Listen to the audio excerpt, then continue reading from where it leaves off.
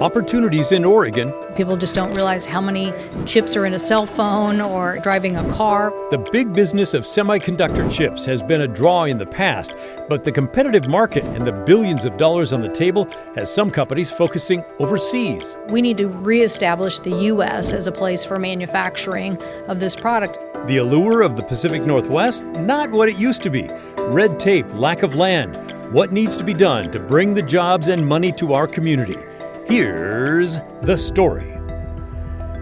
I'm Pat Doris. Welcome to The Story. You may have heard of that CHIPS Act, which President Biden signed into law about 10 days ago. Part of it includes $52 billion worth of your tax money aimed at American semiconductor research, development, manufacturing, and workforce development. That is a bunch of money going to a bunch of things, which made us wonder, what are we getting out of that? Let's take a look in our big story.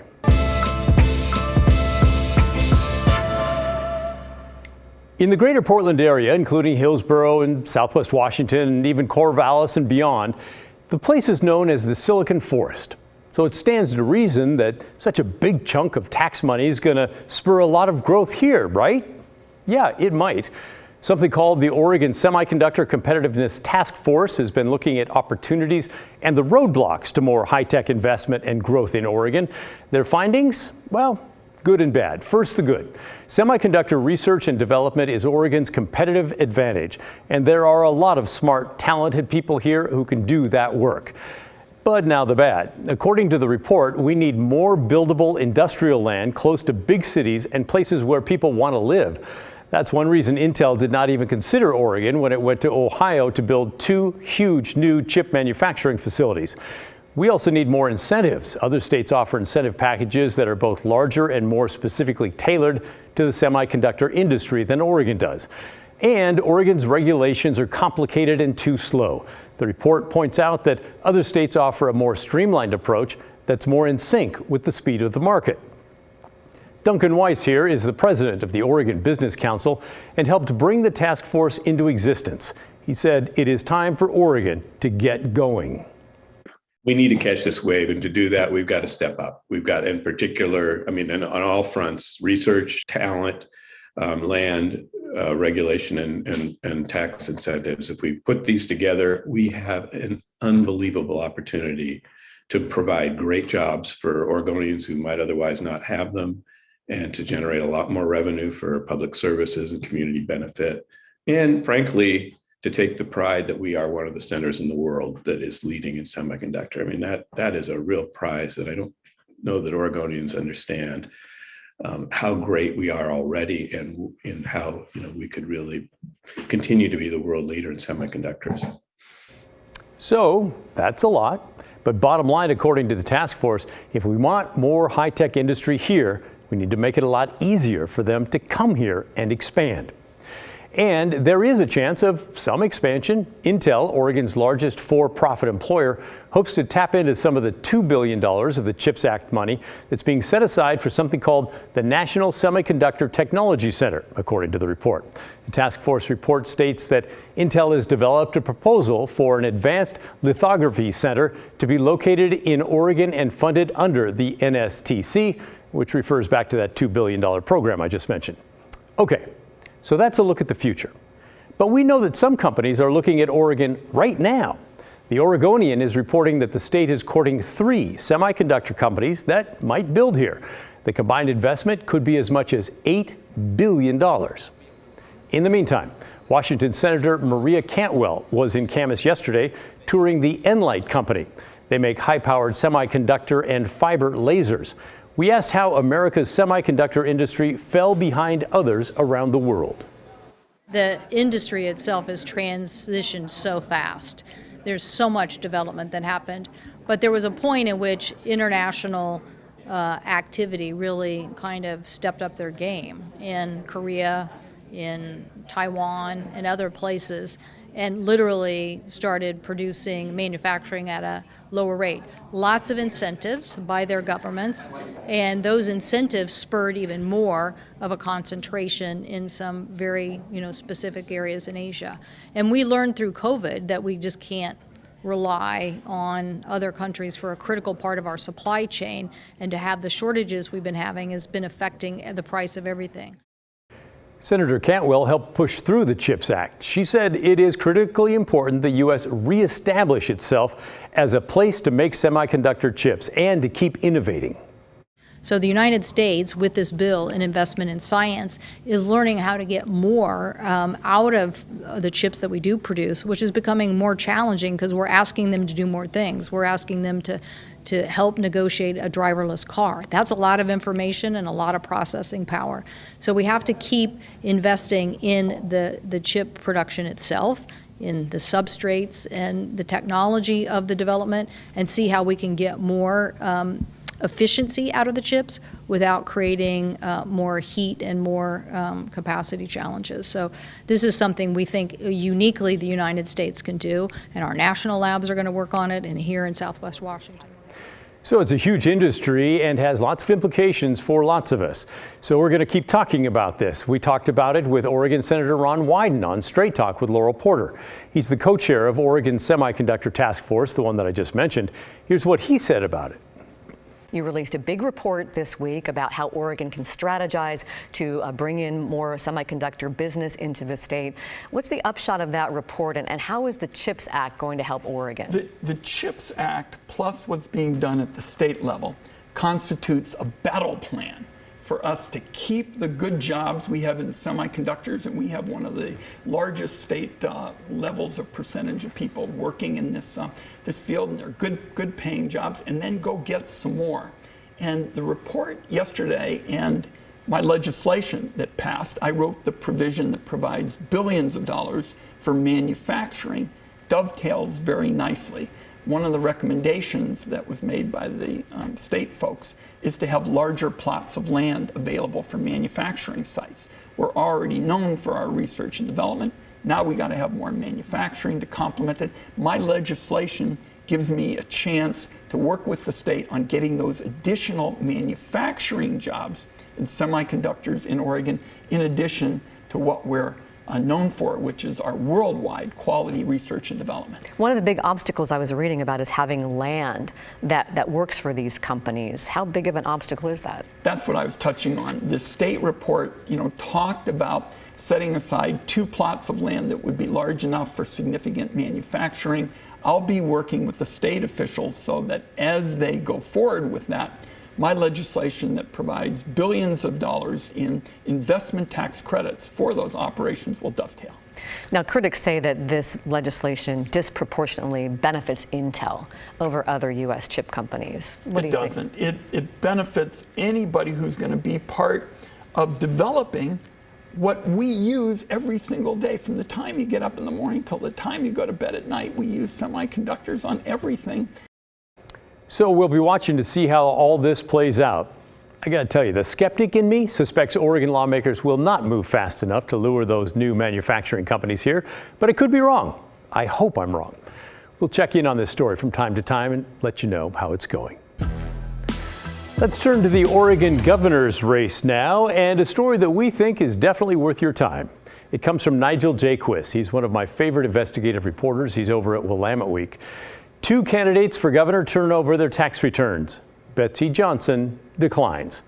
That's a pretty self-explanatory headline from the Willamette Week. They asked for tax returns from the 3 women running for governor.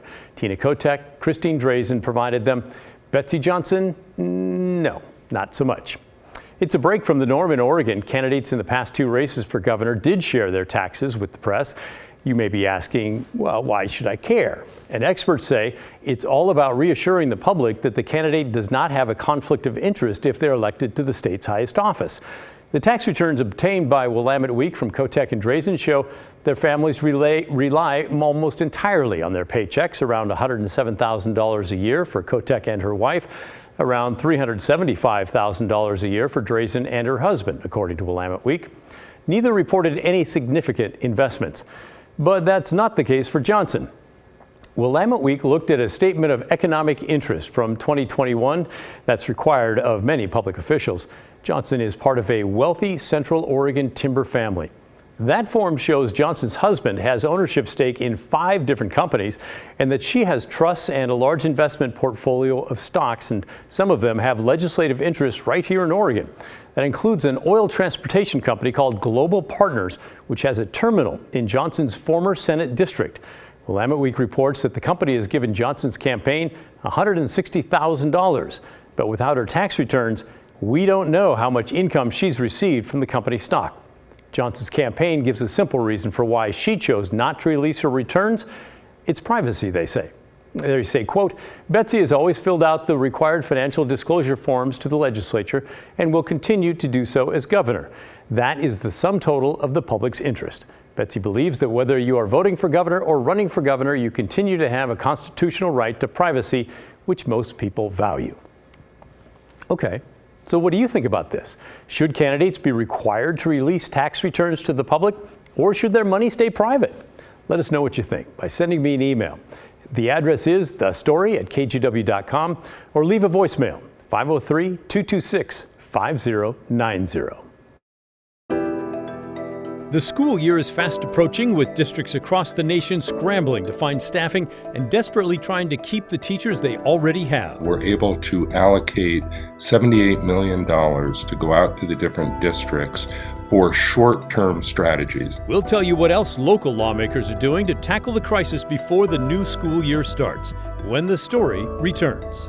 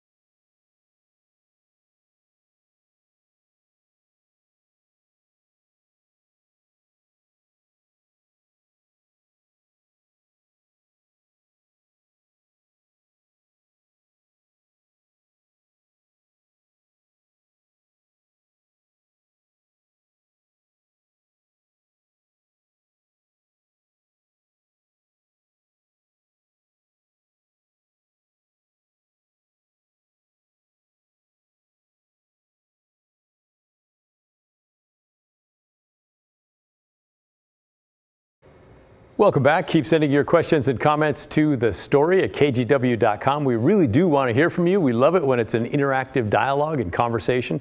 You could also give us a call and leave a voicemail. The number is 503-226-5090. Time is running out for school districts to fill vacancies ahead of the new year, and they're also working to keep the staff they already have. Last year, a legislative work group was tasked with coming up with ways to address shortages in districts here in Oregon. Christine Pitawanich checked in with them on the progress they've made and to see what else needs to be done. Even before the pandemic, school districts struggled with staffing, but the pandemic made it harder to recruit and retain employees, from teachers to special education staff and bus drivers. So we started working on it right away and started forming work groups to look at it in the short term, the medium term, the long term. And Senator Michael Dembrow represents parts of Northeast and Southeast Portland. He also chairs the Senate's Education Committee. Last year, he headed up efforts to form a work group made up of teachers, parents, legislators from both sides of the aisle, and others in education, all dedicated to solving school staffing shortages. The group made progress in the last legislative session. Dembrow says legislation that passed did several things, the first of which is that this school year districts will have additional funding. We're able to allocate $78 million to go out to the different districts for short-term strategies. That is, strategies that would be of use this coming school year to retain teachers, to recruit teachers. In some cases that is taking the form of bonuses. And he says a grant was also made available, giving districts money to pay for things like substitutes so teachers could have more time to plan and collaborate. Districts that applied received dollars based on enrollment. Dembrow says they're also trying to make it easier to get a teaching license.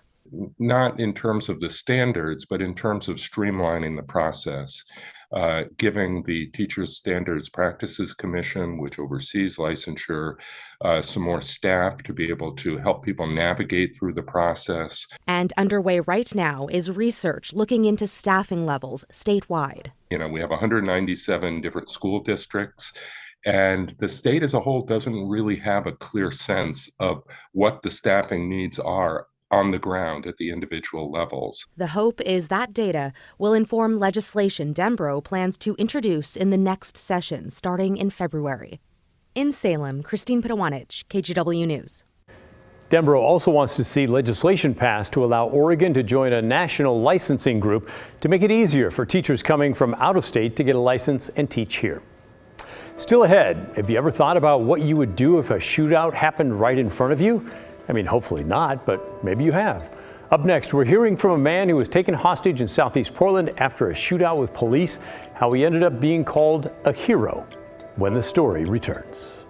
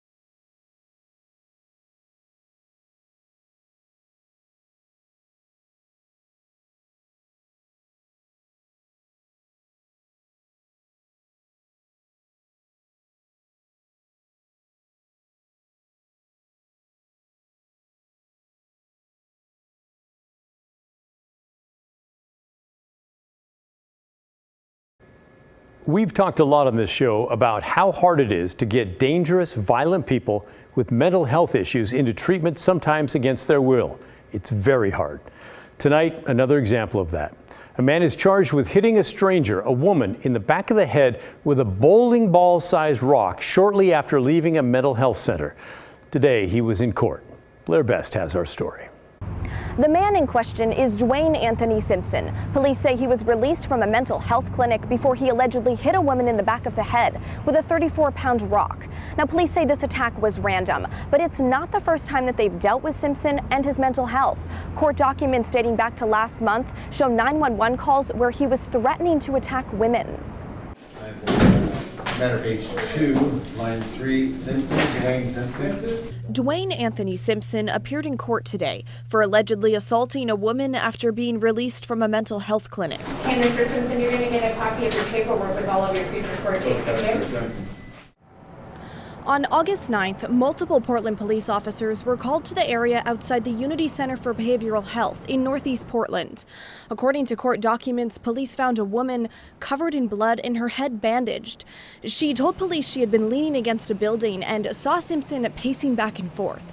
She turned around, and that's when Simpson hit her in the head with what officers say was a 34-pound rock the size of a basketball. I think it's a horrible situation. It's so much crime in Portland, and it's just a real bad scene. Gwendolyn Strotter lives across the street from the behavioral health clinic Simpson was released from. We have a lot of people that are not well walking around here now. After the woman was hit, she fell and hit her head on a concrete barrier. Witnesses tell police she was motionless for about 2 minutes. She was then taken to the hospital. And my heart goes out to that woman that got hurt, because I don't like to see anybody hurt anybody. Simpson admits to walking up behind the woman with a rock, but denies hitting her with it, even though police talked with 2 witnesses who watched it happen. They arrested him and charged him with 3 felonies. Just last month, police responded to 2 calls involving Simpson's mental health. Court documents show on July 24th, a 911 call was made saying that Simpson was homicidal and suicidal and wanted to kill a woman or child. Police took him to the hospital. When he was released, police responded to another call where he was screaming he would bash a woman's skull in. But this time, officers were unable to find him. And you got a lot of people that are struggling with mental health, and I think when people say that they're going to do something, you should take it serious. For those who live and work nearby, these random attacks are becoming all too common. I'm not surprised at all. And it's unfortunate. It's becoming the new norm of ongoing violence. The Unity Center for Behavioral Health says in a statement that they're deeply concerned by this attack and that their thoughts are with the victim. They also tell us that they've seen a consistent increase in the number of people coming to them for their mental health services, about 1,000 a month. As for Simpson, he pled not guilty this morning and will be back in court on September 30th. Blair Best, KGW News. This next story is one I could watch again and again. It's rare that we get to see what it's really like when police chase a man with a gun and they shoot at each other. Well, that happened in the Portland area 2 nights ago, but this is more than a shots fired story. It's also about a bystander, a man in the wrong place at the wrong time, who then turned out to be the perfect person at the perfect time. Tim Gordon reports. Rodriguez Auto Repair is quiet now. No work is getting done on Miguel Sanchez's Mini Cooper. Outside the garage, just off Southeast 82nd Avenue, there is damage to other cars. Son 9 shots. Yeah. Shop owner Alonso Rodriguez is counting up the bullet holes from police guns fired Tuesday night. Officers fired at 49-year-old Robert Connolly, seen here in security video, armed and running from police into the auto shop garage. The video confirms what police say, that Connolly threatened them with a handgun and they fired on him, although they didn't hit him.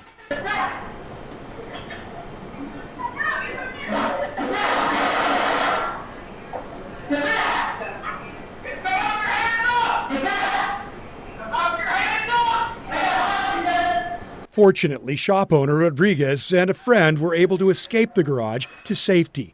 But Sanchez was inside the waiting room as the suspect ran into the shop. With earbuds in, he didn't hear the gunfire at first. When it got his attention, he got up and moved. I was hiding on that little cubby corner right there. While Sanchez hid in this tight little spot, he considered what felt like his only option. I had to kill this guy. because if I don't, he's going to kill me. At that time, he says Connolly was trying to kick holes in the walls to escape. Then the suspect and hostage met. And we cut eyes, and I was like, oh, man, I'm dead. So he's like, come on, man, I'm not going to hurt you. For the next few hours, while police crisis negotiators and the CERT team responded, Sanchez was talking to Connolly. And despite the suspect smoking drugs from a pipe and saying he was ready to die, he listened when Sanchez shared his faith and talked forgiveness. I don't care what you did today, bro. I'm not concerned or what you've done in your life. But he's willing to forgive you, and you walk out alive from here. But if you don't, you walk out there, they shoot you, you go straight to hell, and you will pay for eternity. An act of tough love and kindness got Connolly to surrender peacefully. He said, okay, I'm ready. I said, okay. God bless you, bro. You're going to be okay. So he opened the door, showed them his hands, and then he followed their instructions. And I just sat on the chair, and I started just bawling and praying. Miguel, you are a hero for what you did last night. Well, it went from wanting to kill this man to so much compassion. I can see pain in his eyes. It's the outcome Sanchez wanted for both suspect and hostage. I wanted to make sure that I go home to see my grandkids and my kids and my family, man. That was my whole intention. And police arrested Connolly on several outstanding warrants connected to gun crimes and sex abuse charges. Tim Gordon, KGW News. It's amazing and wonderful that no one was killed in that event. Keep sending your questions and comments to thestory@kgw.com. When we come back, a chance for you to make a difference and help out children in your area who need school supplies.